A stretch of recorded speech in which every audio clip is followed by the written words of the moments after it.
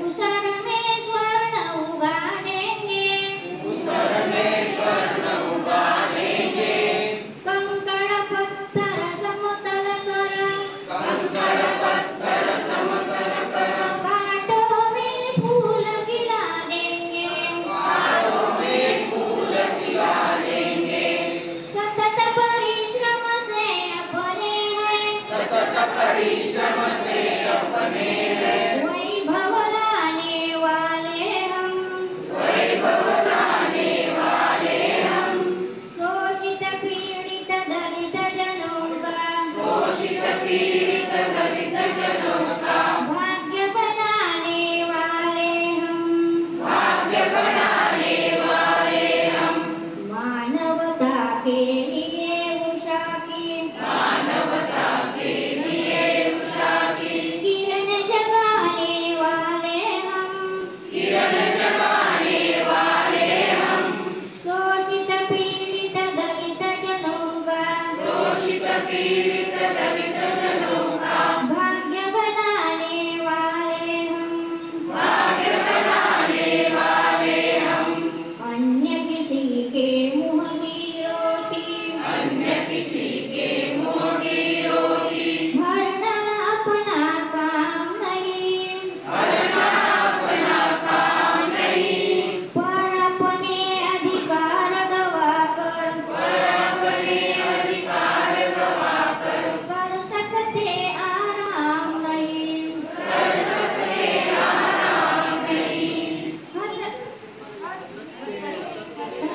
हंसते हंसते राष्ट्र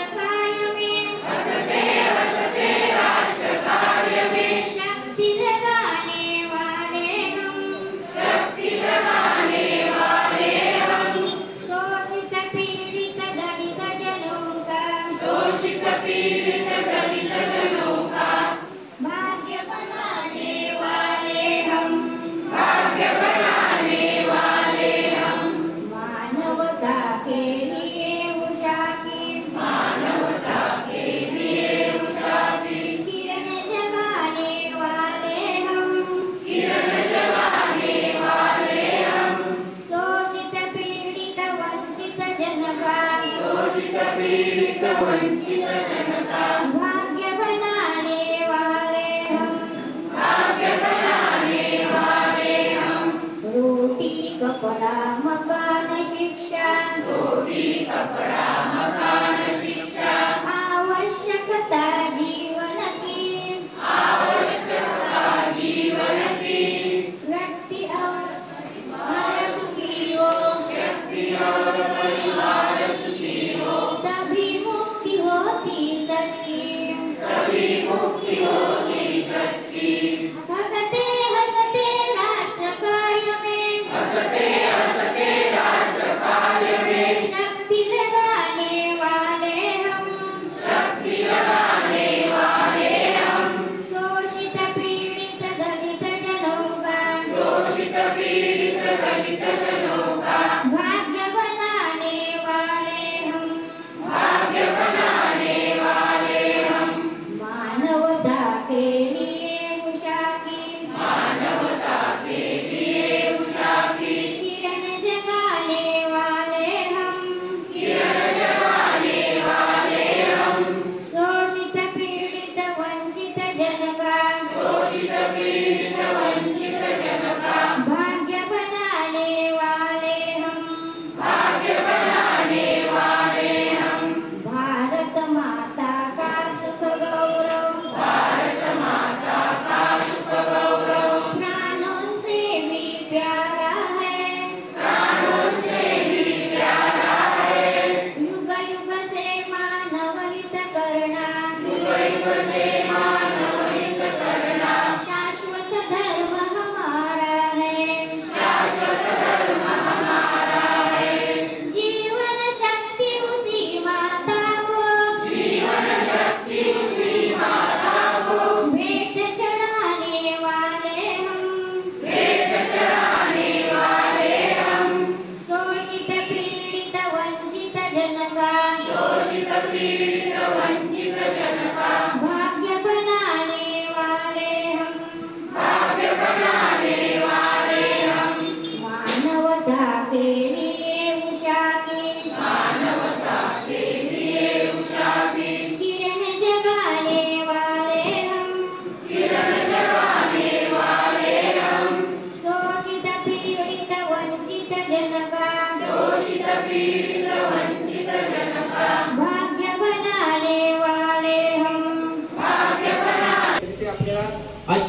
वाटी न सांगता हे करतात, ते आपल्या पुलावरून प्रवास करून इथे परत आले. आता त्यांचे बघितले भयानक, म्हणजे पायाचा जर बघितला तो मारतात तर पूर्णतः पाय त्यांचा हे आहे, म्हणजे आजारी, म्हणजे आजार तिथून ते आलेले आहेत. तरी ते सुद्धा असून सुद्धा आमचे माझे कार्य आहे कोषाध्यक्ष ठाकूर साहेब पूर्णतः आजारी आहेत.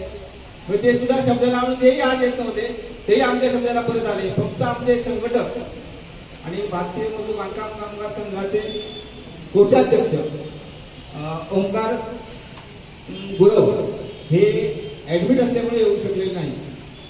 आणि बाकी माझे सहकारी अध्यक्ष, बाकी इतर मित्रमंडळी सगळे तुम्ही कामगार बंधू आज या कार्यक्रमाला चांगल्या प्रकारे, एवढं वाटत नव्हतं की आजचा कार्यक्रम परत 3 तारीखचा कार्यक्रम या न या शंका सगळ्यांना सांगत होतो मी या म्हणून, तर तुम्ही आलात त्याच्याबद्दल तुमच्या सगळ्यांचं स्वागत करतो. भारतीय मजूर संघाची 23 जुलै 1955 मध्ये स्थापना झाली. संस्थापक आपले दत्तप्रभू देवजी अगदी अतिशय 5 बोटावर असताना, 5 बोटाचे कामगार असताना 5 बोटावर असताना त्यांनी स्थापना केली. आणि त्या स्थापनेतून आज 3 कोटी कामगार आपल्याकडे आहेत.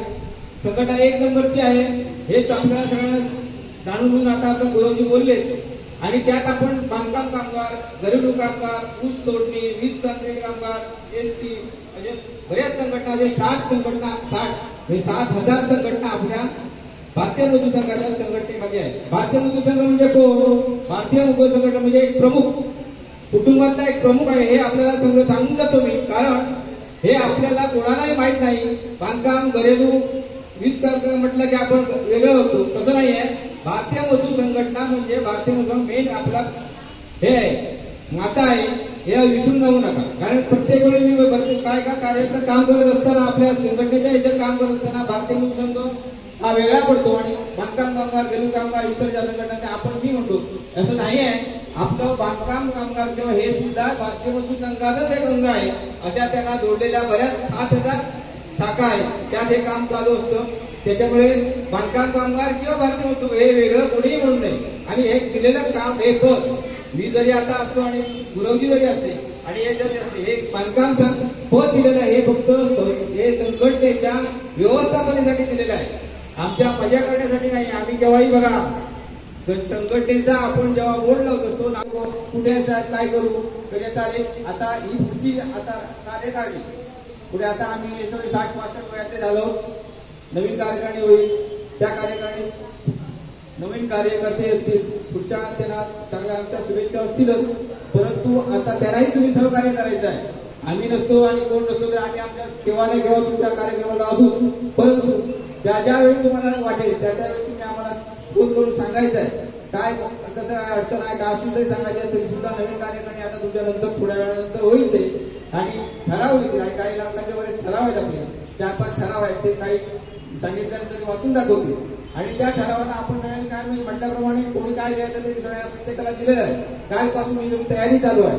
पण तयारी चालू असताना आपण आपल्या संघटनेच्या पदाधिकाऱ्यांनी किंवा यांनी सहकार्य करण्याची गरज होती. पण काही लोकांनी काही काम आहेत, कोणाला येत नाही, शक्य नाही, पण मी रात्री 10-11 वाजेपर्यंत हरिभाऊ होते, हे सगळं काम करत होतो.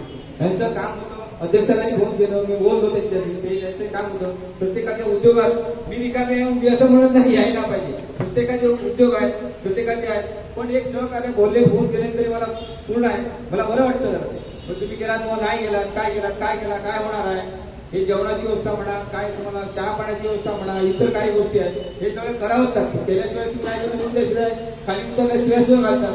काय ना कामगार आहे, कामगाराला बोलता येत नाही, सांगता येत नाही. काय अशिक्षित कामगार असेल, सुशिक्षित कामगार असेल, सांगू शकतो समाजाला तुम्हाला काय दिलं नाही, काय नाही, 2 वाजेपर्यंत येणार, बरं हॉल आपल्याला खाली करायचा आहे. अशा बऱ्याच गोष्टी डोक्याला टेन्शन देणाऱ्या असतात. काल 2 दिवस मी घर सोडलेलं आहे, जवळजवळ घर सोडलेलं आहे. काल सकाळ आपल्याकडे पाहुणे मंडळ येणार, आपण जर त्यांची जर सेवा केली नाही तर काही गोष्टी आपल्याला वाचवायच्या आहे. त्यामुळे केवळ बहिणीने भावाला नाही. आता मी तुम्हाला पाहतो की काल आमचं रक्षाबंधन झालेलं आहे, तर हे केलं कोणी हो? आता मी गेले 8 दिवस बाहेरच आहे, घरी नाहीये.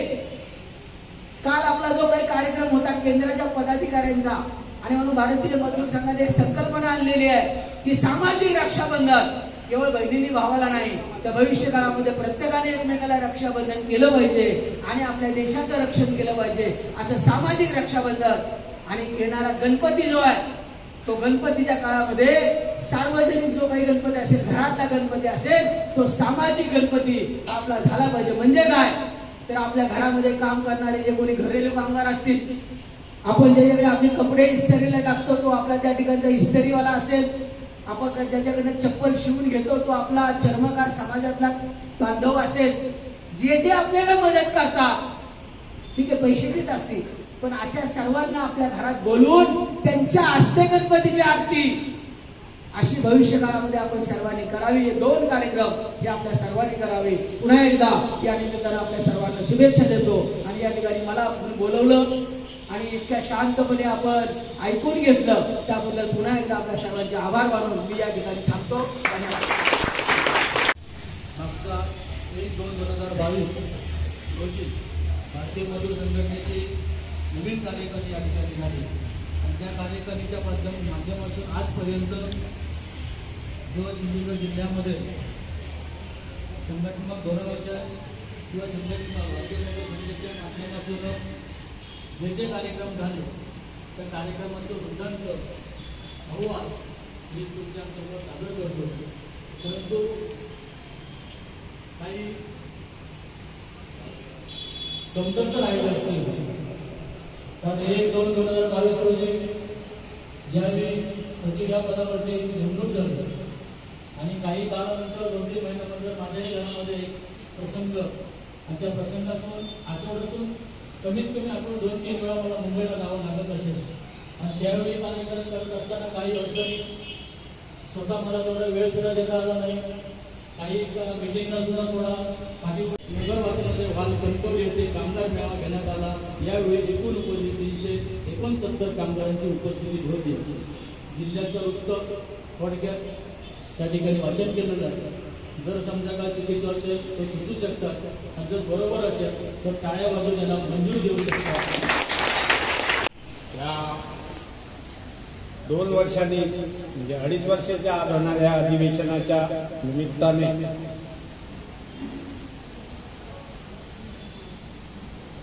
आर्थिक अहवाल देण्याचं काम करण्यासाठी मी इथे उभा आहे. सन 2021 जानेवारी ते डिसेंबर आरंभीची शिल्लक जमाबंदीला 20,044 रुपये 10 पैसे आणि बँक व्याज 555 रुपये, व्यवस्थापन खर्च बँक शुल्क 53 रुपये 10 पैसे. त्याच्यानंतर प्रदेशावरून आलेल्या नवीन धोरणांच्या अंमलबजावणीनंतर 2022चा जमा खर्च असा आहे. आरंभीची शिल्लक 20,546, देणगी जमा 81,015 रुपये. बांधकाम कामगार महासंघ न सांगता त्यावेळी कम्युनिस्टांचीच आघाडी होती सैनिक. माझ्या बँकेत आम्ही 10 स्टाफ होतो, त्याच्यातले 9 जण AIB कम्युनिस्ट युनियनचे लोक होते. मी पहिले 2 वर्ष फॉर्म भरला नाही. आता ही कम्युनिस्ट युनियन आहे म्हणून त्याचा भरायचं नाही एवढं निश्चित होतं. पण आपल्या संघटनेचे कार्यकर्ते हे कमी होते. कोल्हापूरवरनं त्यांचे AIBचे विभागीय नेते आले आणि ते मला विचारते झाले की तुम्ही फॉर्म का भरला नाही. म्हटलं नाही तुमची कम्युनिस्ट युनियन म्हणून नाही भरला. मग म्हणाले तुम्हाला स्वाभिमान आपला जोपासला पाहिजे असं वाटत नाही का. मी त्यांना म्हणालो स्वाभिमान संघटनेचा सभासद होऊन येत नाही, तो मुळात त्या माणसाकडे आधी असावा आणि माझ्याकडे माझ्या पुढचा स्वाभिमान भरपूर आहे आणि त्या स्वाभिमानात कोणी मी कम्युनिटी युनियनचं सदस्यत्व घेत नाही. ते लाल बोले जरा त्यांना हे असलं ऐकायची सवय नव्हती. मला काउंटरवरच म्हणाला तू संघात गेला होता असं म्हटलं कधीच नाही. मग विश्व हिंदू परिषदेचं काम करतो का अजून नाही. म्हणाला कमाल आहे तुझी. कमाल म्हटलं ज्या लोकांनी देशाच्या विरोधातच सतत काम केलं त्यांना या देशात बहुमतात कामगार संघटनेचं सदस्यत्व मिळतं हीच म्हटलं कमाल. ते गेले. ही साधारण 82च्या एंडची गोष्ट आहे डिसेंबर.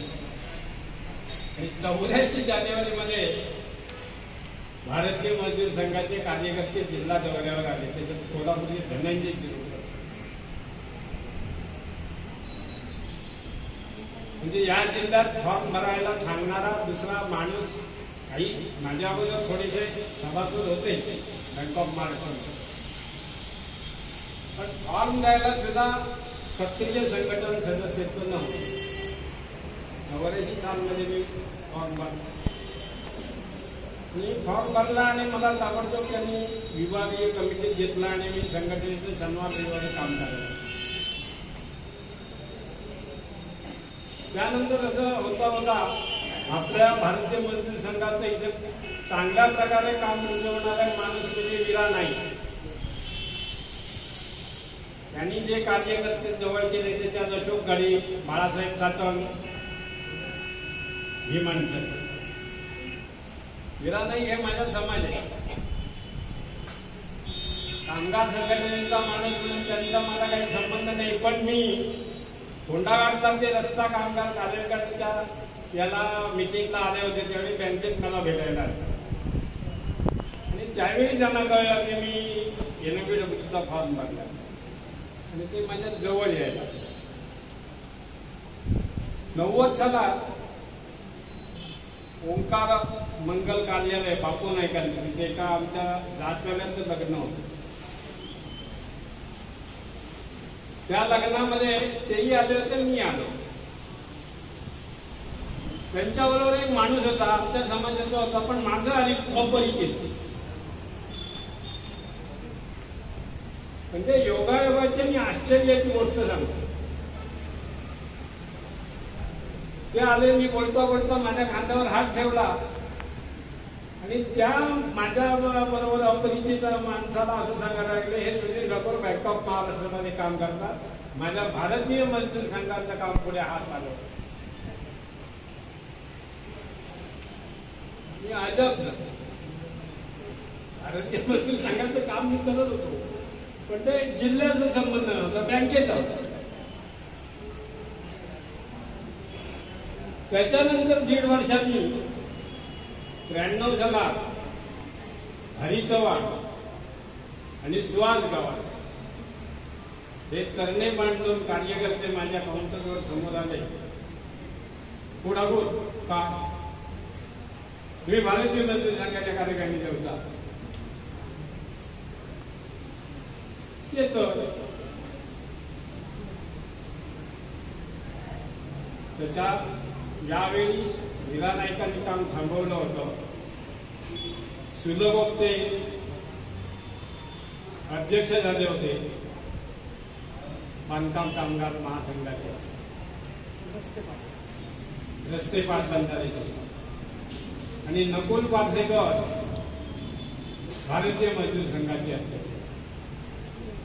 आणि तसंच भारतीय मजदूर संघाच्या जिल्ह्याच्या कामामध्ये मी भाग घ्यायला सुरुवात केली. बँकेची नोकरी, बँकेची युनियन, गावात काही इतर गोष्टी याच्यामुळे मी 100% संघटनेला वेळ देऊ शकलो नाही. ही गोष्ट खरी आहे. ज्यावेळी वेळ द्यायचा त्यावेळी माझ्या शरीराने माझी साथ सोडली. भारतीय मजदूर संघासाठी कठीण गेला होता. कारण ऑर्गनाइज सेक्टर बँक, NIC, जिल्हा परिषद, BNC हे सगळे कामगार कमी होत होते. भरती झाली नव्हती, कार्यकर्ता नव्हता. आणि हरी चव्हाणनी जवळजवळ 8 वर्ष 1 रुपया संघटनेकडनं घेतल्याशिवाय भारतीय मजदूर संघाचा झेंडा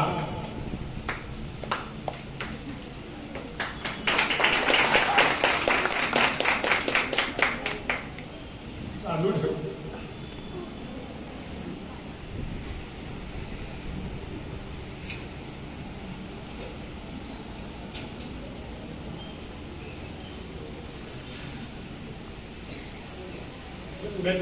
तेही दिवस बघितले.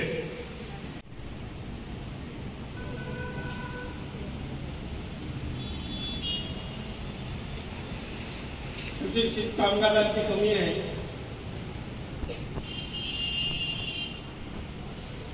आणि जे आम्ही कार्यकर्ते बनवतो आमच्यात अहंकार आलेला आहे.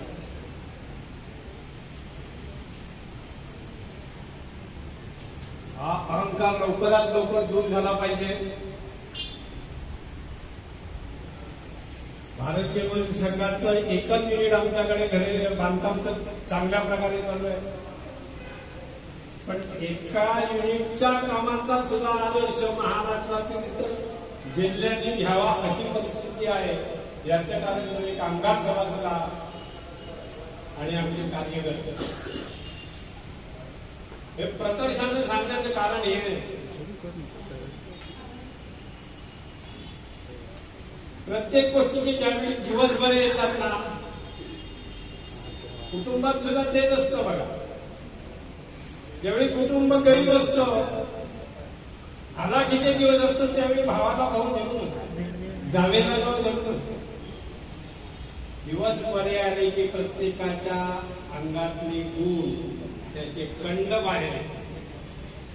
सिंधुदुर्ग जिल्ह्याच्या भारतीय मजूर संघामध्ये होता नाही अशी माझी कळकळीची विनंती आहे. आणि आपण सर्वांनी एक दिलाने एक रूपाने काम करूया अशी मी आपल्याला विनंती. मी गेल्या वर्षीचा ऍक्सिडेंट झाल्यामुळे मी पुस्तक नेसताना तिथे पहिल्या दिवशी भोजनोत्तर विश्रांतीनंतर जरा पडलो होतो. तर जयंतराव देशपांडे माझ्याकडे आले. ते त्यावेळी बांधकाम कामगार महासंघाचे महासचिव. तेव्हा ठाकूर तुला कोषाध्यक्ष पद घ्यायचंय. म्हटलं मी प्रवास कसा करणार, तुमचं पद घेऊन जाऊ करू, मला देशभर प्रवास केला. ते काय तर मी बघून म्हटलं तुम्ही आता सांगताय नंतर कबूल करणार नाही. काही म्हणत त्या बांधकाम कामगार महासंघाची बरेच दिवसाची हिशोबाची ही वानवाद झालेली आहे. म्हणजे 5-6 वर्षाची. आम्हाला ते एकदा रिच्छ झाली तर त्या तिथे मी पद घेतलं. आणि 20 सालात कोरोना 6 महिन्यातच मागचे हिशोब मी क्लिअर केले त्यांचे. आणि बेंगलोरला अधिवेशन सुरेंद्रजी होते आमचे बिहार वाले, काय ते नाव त्यांचं अनऑर्गनाइज केलं होतं. आणि तिथे आर्थिक अहवाल सादर करताना एक मी मुद्दा मांडला, रेषेच्या बाहेर जाऊन मांडला. मी सांगितलं की बांधकाम कामगार महासंघाचं जर व्यवस्थित अकाउंटायझेशन झालं आणि त्याचं योग्य प्रकारे डिस्ट्रीब्युशन झालं तर बांधकाम कामगार महासंघ संपूर्ण भारत देशाचा भारतीय मजूर संघ चालवू शकतो. एवढे पैसे बांधकाम कामगार महासंघाकडे येतात.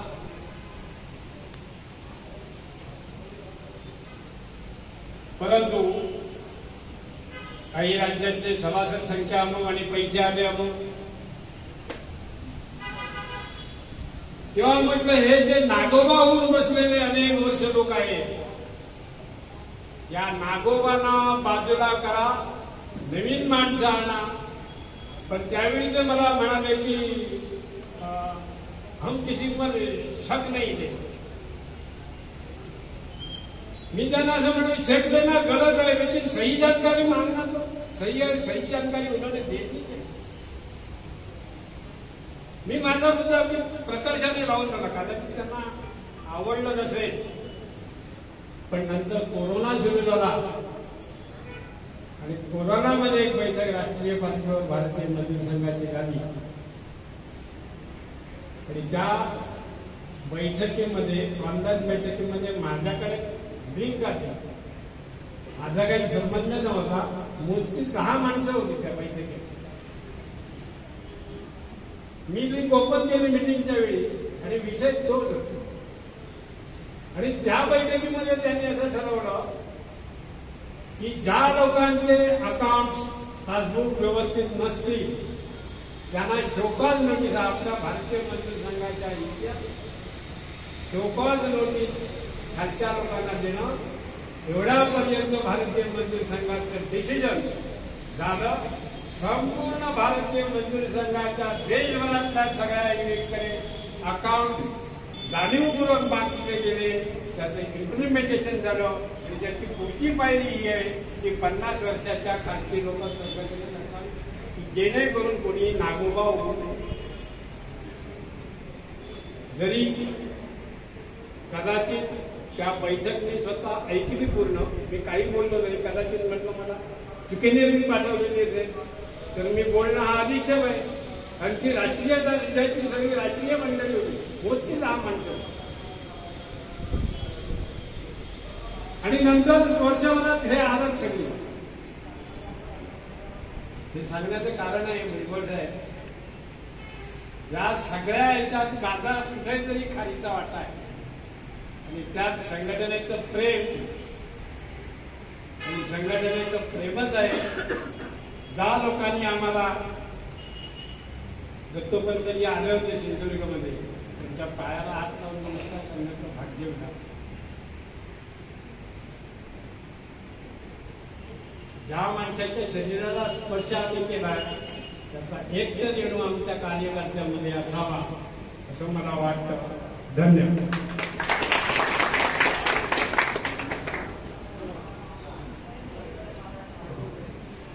धन्यवाद सर.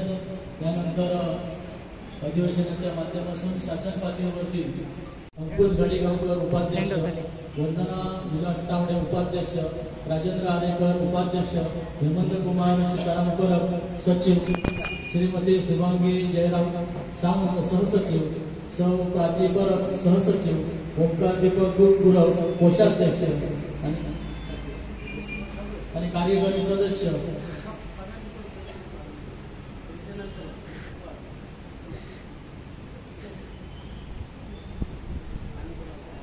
हे बघा, आता सत्यविजय जाधव यांनी एक पॅनल आणि त्यांना काय पद आहेत हे त्यांनी त्यांची एक पॅनल दिलेला आहे. या व्यतिरिक्त अजून कुणाला काही पॅनल आहे का? यांनी जे काही पॅनल या ठिकाणी दिलेलं आहे त्याची प्रदेशाच्या वतीने अधिकृत घोषणा मी या ठिकाणी करतो. ज्यांचं नाव घेतलं जाईल त्यांनी आपल्या जागेवर उभं राहायचं आहे आणि मागच्या बाजूला फक्त टाळ्या सगळ्यांनी सामूहिक नंतर वाजूया, म्हणजे एक जागेवर असं पडू द्या, जरा उभे राहू. हा, सौ वंदना विलास तावडे उपाध्यक्षा, राजेंद्र नारायण आरेकर उपाध्यक्ष आहेत का? हा, हेमंत सीताराम परब सचिव, शुभांगी जयराम सावंत, सौ प्राची परब उभे राहा जागेवर, मागे मागचं नंबर दिसलं पाहिजे. ओंकार दीपक गुरव आजारी आहे, जरा सलाईन लावली त्यांना, त्यामुळे ते उपस्थित नाही, परंतु त्यांना आपण या ठिकाणी कोषाध्यक्ष म्हटलेला आहे. श्री दत्ताराम सदाशिव घाडीगावकर कार्यालय प्रमुख. हा, रोज कार्यालयात यायचे बरं का. कार्यकारी सदस्य म्हणून काही नावं आपण या ठिकाणी ठरवलेली आहेत. सौ रीमा सुनील हिरलेकर कार्यकारी सदस्य आपल्या असणाऱ्या जिल्ह्याच्या. श्री नंदू झाड, प्रताप मोहन वाडेकर आहेत का? वाडेकर ठीक आहे. महेश सुर्वे आहेत का? सौ संगीता ठाकूर आहेत का? ठीक आहे. गणेश वाळवे आहेत का? आपण वेगवेगळ्या तालुके जे आहेत त्या सगळ्या तालुक्यांना प्रतिनिधित्व मिळावं म्हणून आपण या सगळ्या कार्यकर्त्यांनी घेतलेलं आहे. ते आपल्या जिल्ह्याच्या कार्यकारिणीमध्ये राहतील. मी भारतीय मजदूर संघ प्रदेशाच्या वतीनं या ठिकाणी सगळ्या आपल्या नूतन कार्यकारिणीचं या ठिकाणी स्वागत करतो आणि सगळ्यांना विनंती करतो की सगळ्यांनी समोर या. एक कॉमन फोटो हा सगळ्यांचा या ठिकाणी घेता येईल. ज्यांची नावं घोषित केली त्यांनी समोर या.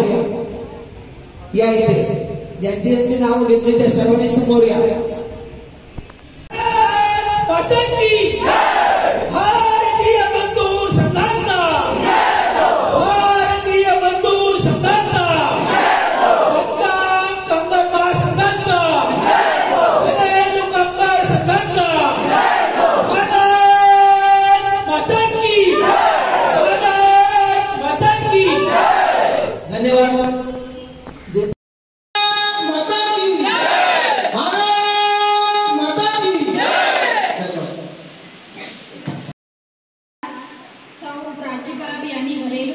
कल्याणकारी मंडळ पूर्ववत करून कल्याणकारी योजनांची अंमलबजावणी करण्याबाबत विषयासंदर्भात मांडलेल्या ठरावास माझे पूर्ण अनुमोदन आहे.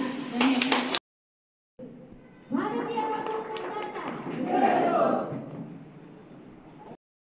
त्यांची कठोर अंमलबजावणी व्हावी या अनुषंगाने ज्या मागण्या केलेल्या ठरावाला आणि सुधीर ठाकूर आनंदाने अनुमोदन दिले.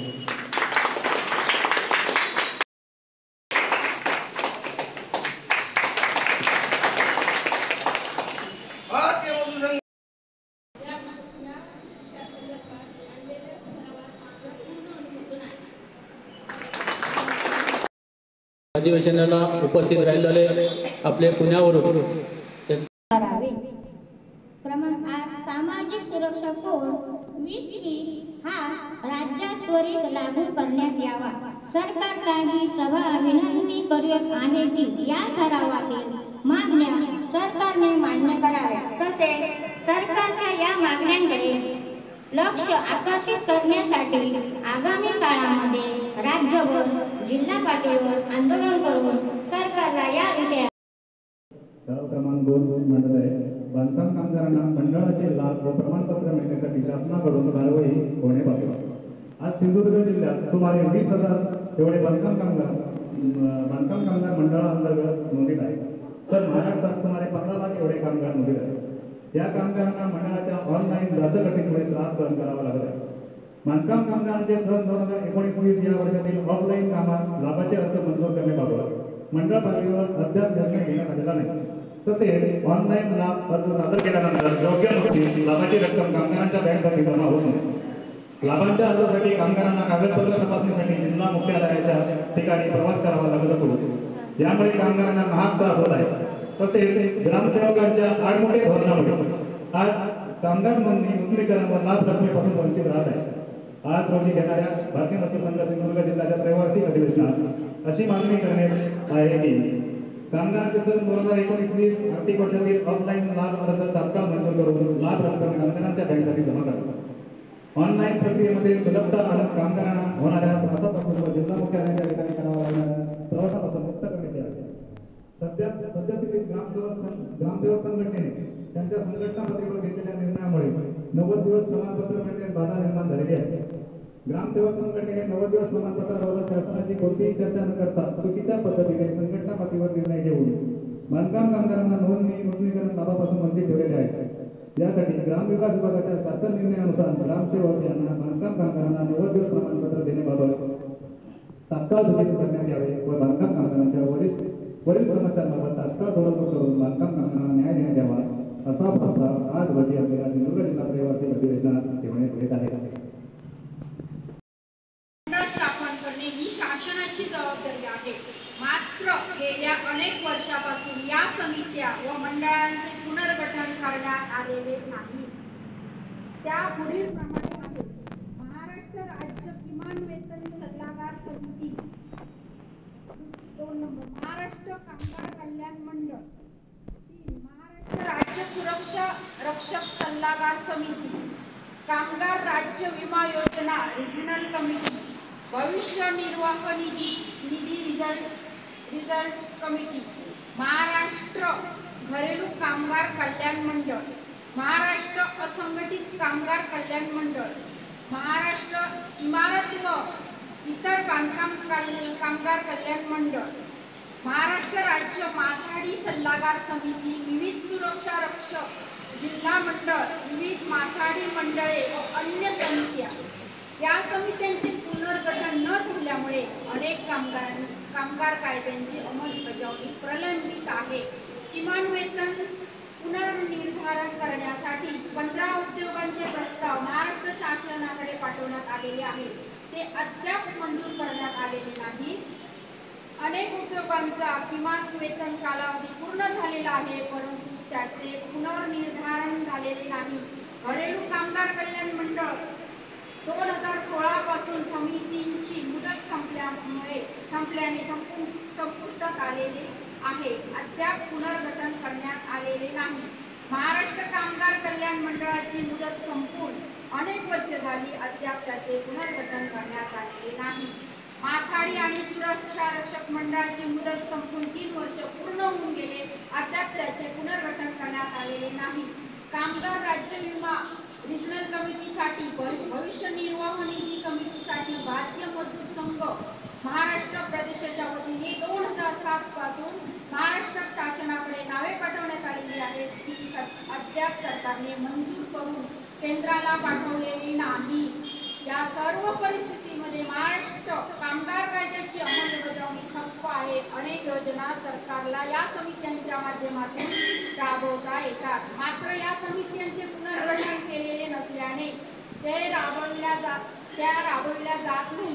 3 पक्षांचे सरकार असल्यामुळे या पक्षांच्या सत्ता वाटणीच्या वादामुळे महाराष्ट्रातील कामगार मंडळ व समित्या अडकल्या असून त्याचा परिणाम सामान्य कामगारांना या ठिकाणी भोगावा लागत आहे. याबाबत भारतीय मजदूर संघाने सातत्याने पाठपुरावा केलेला असून अद्यापही त्याकडे सरकारने लक्ष दिलेले नाही. त्यामुळे कामगारांमध्ये मोठ्या प्रमाणावर नाराजी आणि असंतोष आहे. भारतीय मजदूर संघ सिंधुदुर्ग त्रैवार्षिक अधिवेशन ठराव करीत आहे की सरकारने 1 महिन्याच्या आत समित्यांचे पुनर्गठन करावे. या समित्यांवर भारतीय मजदूर संघाचे प्रतिनिधी घेण्यात यावे. कामगार कायद्यांची अंमलबजावणी होण्याच्या दृष्टीने आवश्यक त्या उपाययोजना कराव्यात, अन्यथा यासाठी धन्यवाद. प्रथम मी व्यासपीठावर उपस्थित सर्व नवीन कार्यकर्ता बंधूंचं प्रातिनिधिक स्वरूपात आमचे प्रदेश संघटन मंत्री सन्माननीय बाळासाहेब भुजबळजी यांना विनंती करतो की प्रातिनिधिक स्वरूपात सर्वांचं एकत्र श्री सत्तविजय जाधव अध्यक्ष यांना पुष्प देऊन त्यांचं स्वागत करतात. सगळ्यांची वेळ आपल्या सर्वांच्या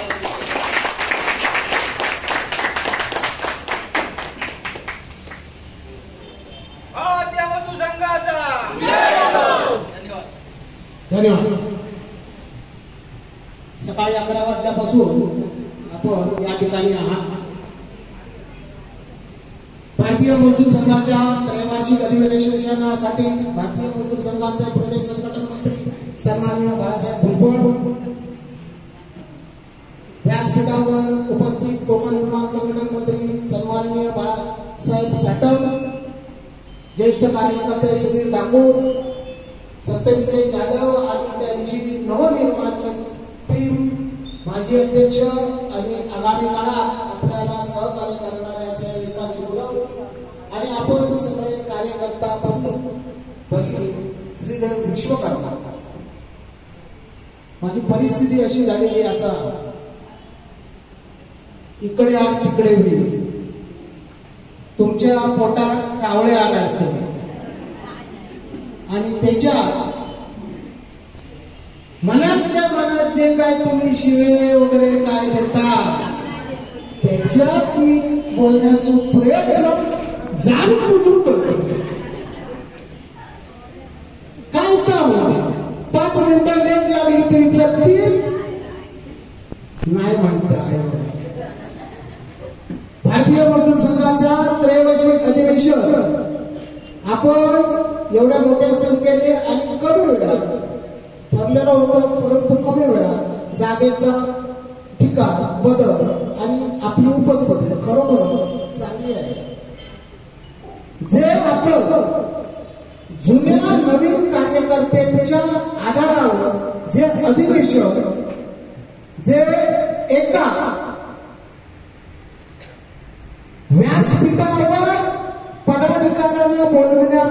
करण्यापासून, त्यांचं उद्घाटन करण्यापासून आणि त्याचं नियोजनाची रूपरेषा पाहिल्यास खरोखरच योग्य असं त्रैवार्षिक या वर्षीच झालेलं आहे आणि त्याचं खरं श्रेय हे मागील जे 3 वर्षात काम केलेली टीम आहे त्यालाच जातं. त्यांचं योग्य नियोजन, त्यांनी आपल्या कारकिर्दीत केलेले अभ्यास वर्ग, आंदोलन, वेगवेगळे संघटनात्मक कार्यक्रम, प्रदेशाचे कार्यक्रम याच्या माध्यमातून कार्याची जी घडी बसवलेली आहे आणि संघटनात्मक कार्य गावापर्यंत पोहोचवण्याचा आणि तुमच्या मनात रुजविण्याचा जो प्रयत्न केलेला आहे आणि त्याच्यातून निर्माण झालेलं हे अमृत असंच आजचं अधिवेशन म्हणावं. या अधिवेशनानिमित्त